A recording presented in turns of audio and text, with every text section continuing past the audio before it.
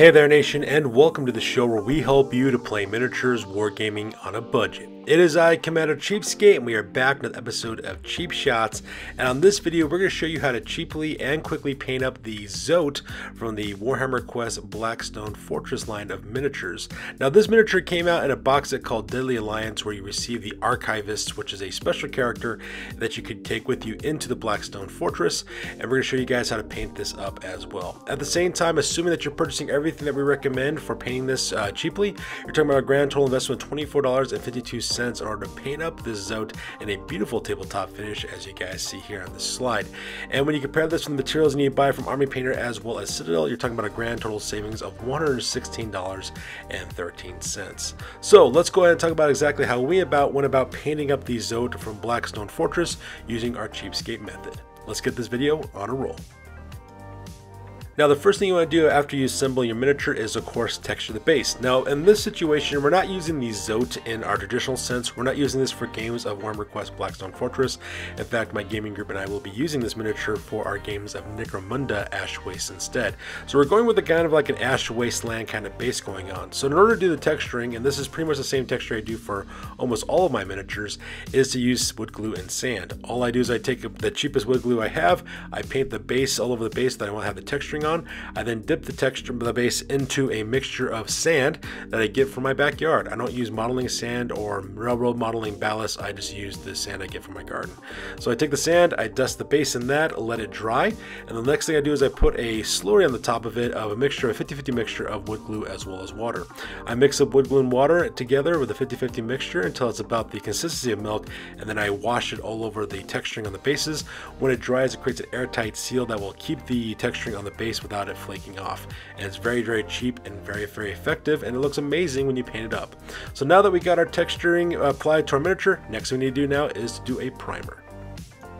Now, priming is a very important step for miniature painting, and the reason why is because if you were to take your acrylic paints and apply it to bare plastic on the miniature, there's not enough texture, surface tension in order to keep the acrylic paints adhering to the plastic surface. In fact, if you handle miniatures, the paint will just flake off the miniature and it'll ruin your overall finish. So because that priming is a very important step in order to do so, priming creates an uneven surface, microscopically speaking, for your acrylic paint to adhere to, so that way it stays on your miniature.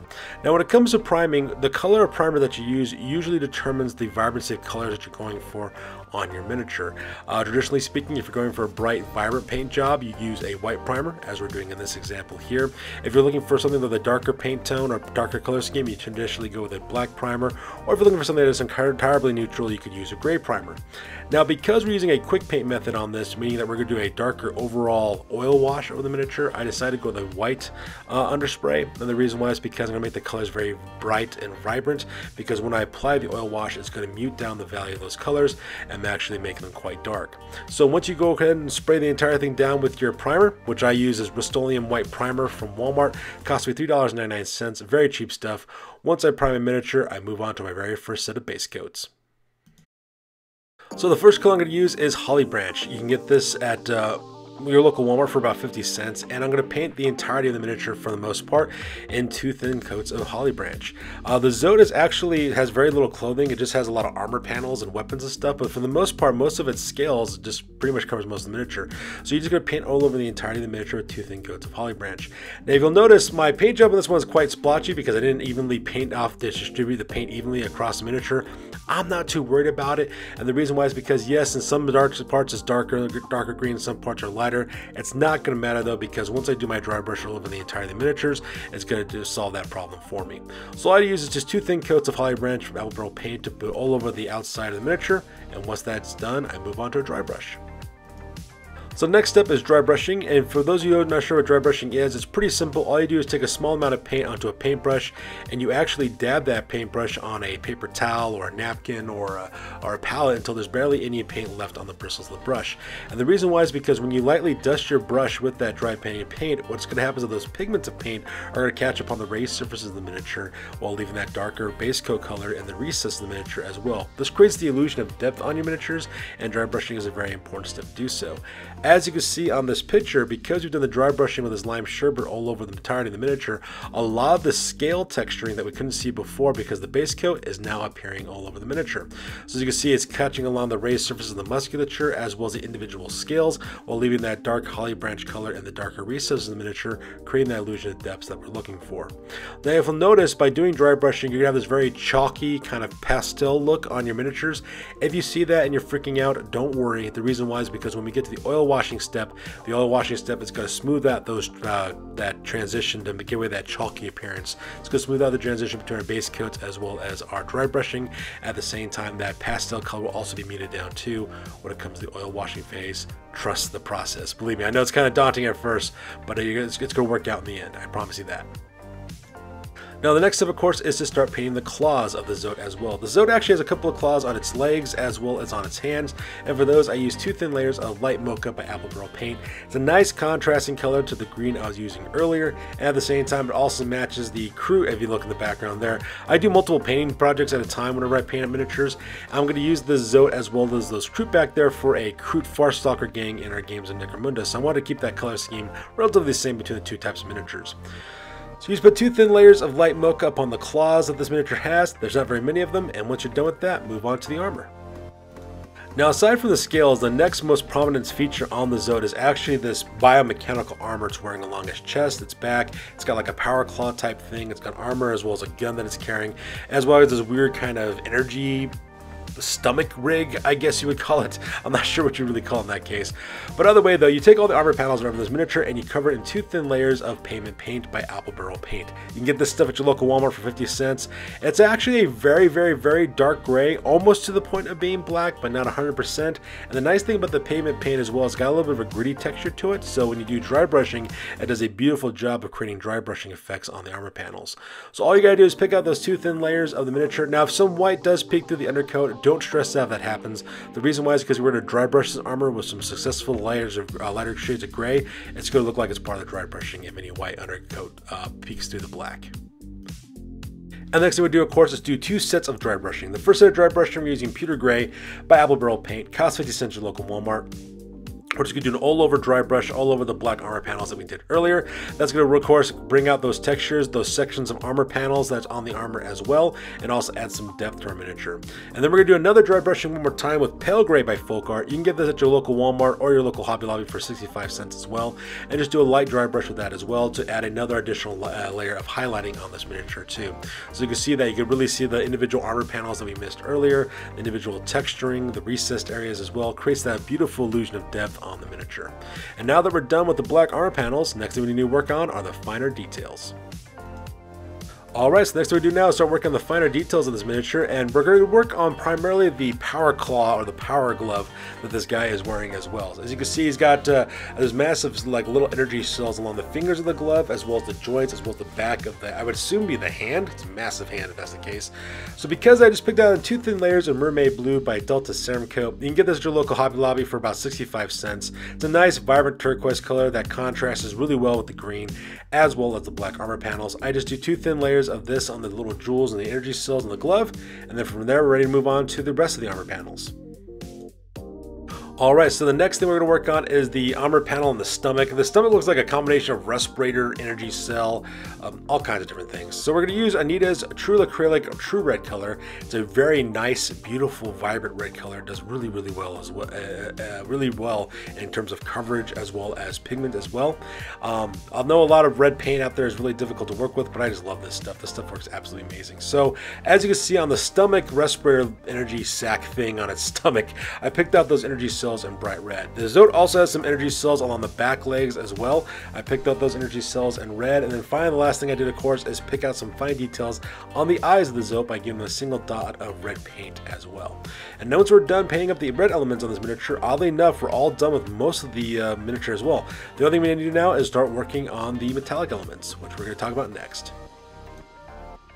Alright, so the next thing we're going to do now is work on the other metallic elements on this miniature. As you can see, this miniature has got a lot of different metallic elements based on it as well. So for the respirator, some of the hose that run across its body, the barrel of the gun, some of the energy cells sticking off the gun, these energy cells on the back hind legs of the Zoat. I pick out those and 2 thin layers of gunmetal gray by Folk Art. You can get this stuff at your local Hobby Lobby or Walmart for about 75 cents.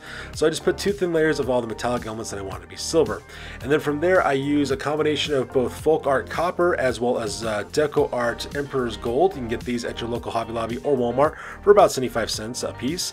And I just started picking out those elements. So if you look at the gun, for example, I use the copper elements for things like the energy cells in the back, as well as using the Emperor's Gold for like the muzzle of the weapon, for example. I paint some of the hose and cabling on this guy in different colors of Emperor's Gold as well as copper as well to create that really cool looking visual interest for the miniature too. So like I said, there's not very many metallic elements left on this miniature, and once you are done with those metallic elements and those fine details, time for us to work on our oil wash. Now, the most important step on this, of course, is our oil wash. Like I said before, we're using a quick paint method, meaning that we're using one single wash to apply all over the miniature in order to create a lot of that illusion of depth in the miniature, as well as to wash our miniature as well. Now, a lot of people like to use Army Painter Strong Tone for this step, and it's a beautiful product. It does exactly as it advertises. The only problem is that it's kind of expensive. Army Painter Strong Tone costs about $32 per can. Now, what I like to use Minwax Polyshade Acrylic and Mission Oak, and the reason why is because it does exactly the same thing that Army Painter Strong Tone does, except that while Army Painter Strong Tone costs $32 a can, Minwax Polyacrylic costs $6.99 a can at my local Walmart. So because I love using that stuff because it does exactly the same thing. So as you can see here, I washed the entirety of the miniature in the polyacrylic, and the polyacrylic does a couple of things. First thing that it does is that it seeps directly into the recesses of the miniature, so like all the individual texturing, the scales, the folds, the flesh, the armor. And what it does, it basically goes in and brings out those elements by adding that darker color in the recesses. So it brings out a lot of the details that we couldn't see before. A second thing that it also does too, as you can see in this picture, is it smooths out the transitions of the gradient effect created by our dry brushing and our base coating. That gradient effect has been muted down and smooths out those transitions so it looks more organic, it looks more blended, and it looks absolutely fantastic. And the last thing that the oil shade does as well is that it also mutes down the vibrancy and the value of the colors that we used before. As you guys saw in earlier slides, the miniature was actually quite colorful. This actually kind of brings it kind of down. It also kind of adds this kind of grimy, weathered, worn look to the miniature, which looks really awesome as well. It really looks really cool on the energy cells on the stomach as well as on the back hind legs of the miniature too. Makes it look like there's some kind of like rippling energy effect going on in the stomach. So that looks absolutely fantastic. Now, once you apply your oil wash, this stuff does have polyurethane in it, so you'll need to wait 24 hours for this to dry as well as to cure. And when it does cure, the polyurethane will create an airtight seal for your miniature, protecting your paint job as well. I suggest you do this as the very last step of whatever time period that you paint, and then leave it for a day, and then the next day when you come back to painting, it should be ready to go, and you can start handling it. Because if you handle it while it's tacky and not completely dry, you could rub off your acrylic paint and destroy the finish on your miniature as well.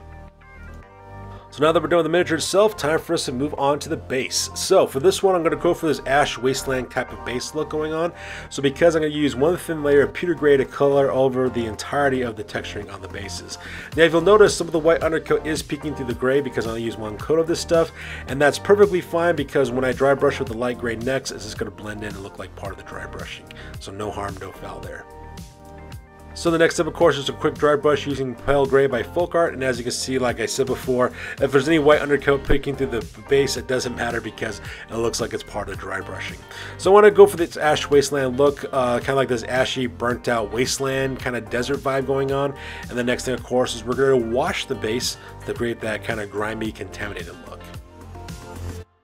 Alright, the last step we're going to do, of course, is to wash the base. And this is where I make a mistake. What I should have done was actually paint the entire miniature and then paint the base and then do the oil wash all in one go. I didn't do that though, so because of that, save yourself some time. If you're going to do this yourself, I suggest you paint the entirety of the miniature, then the base, and then oil wash the base and the miniature all at once, so that way you can get it all done in one go. I didn't do that though, but that's okay though.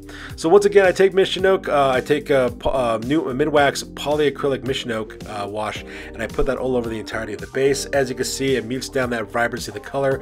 It also gives that kind of nasty brown contaminated look for the base as well, make it look like the ash wastes are not just burnt out but also chemically polluted as well. It does a really good job of doing that too. So let that stuff set in, wait 24 hours once again for this stuff to dry, and then from there ready to carry on the paint.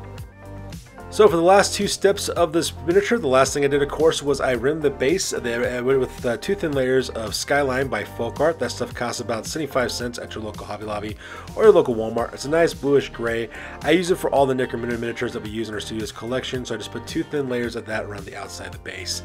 And the very last step I did, which is a completely optional step, was to take spray varnish and to spray the miniature down.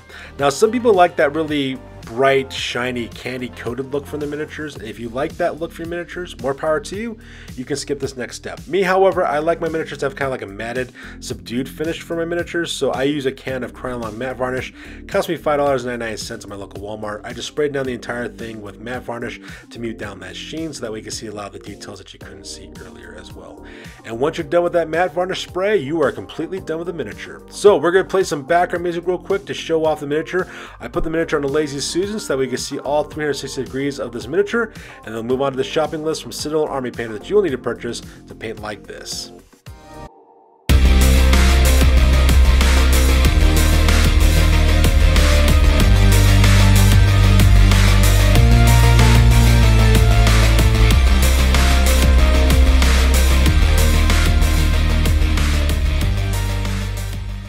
Alright, so let's talk about the materials you need to purchase from Citadel as well as Army Painter if you want to paint our miniature exactly the same way that we did.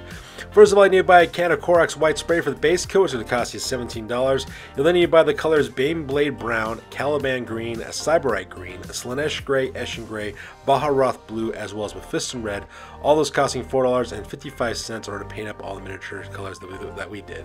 Now for your metallics, you'll need to purchase Lead Belcher, Screaming Bell, as well as Retributor Armor. All 3 of those pots will cost you $7.80.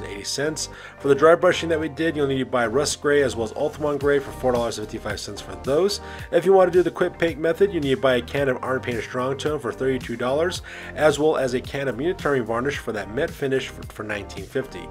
And if you wanted to texture the bases, you need to buy a pot of Asher Granite, which will cost you $7.80.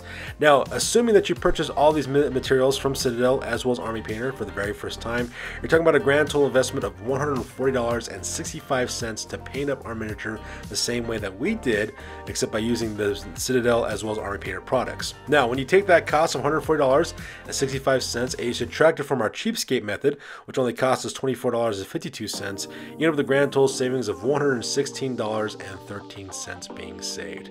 So actually just almost a quarter, not even more than a quarter of the cost, less than a quarter of the cost in order to paint up the guys this way using the Citadel as well as Army Painter in comparison. So there you guys have it. That's how you guys can quickly and cheaply paint up your Zoat for Warhammer Quest Blackstone Fortress. As always, please feel free to like, comment, and or subscribe. Your guys' input is invaluable to us as always.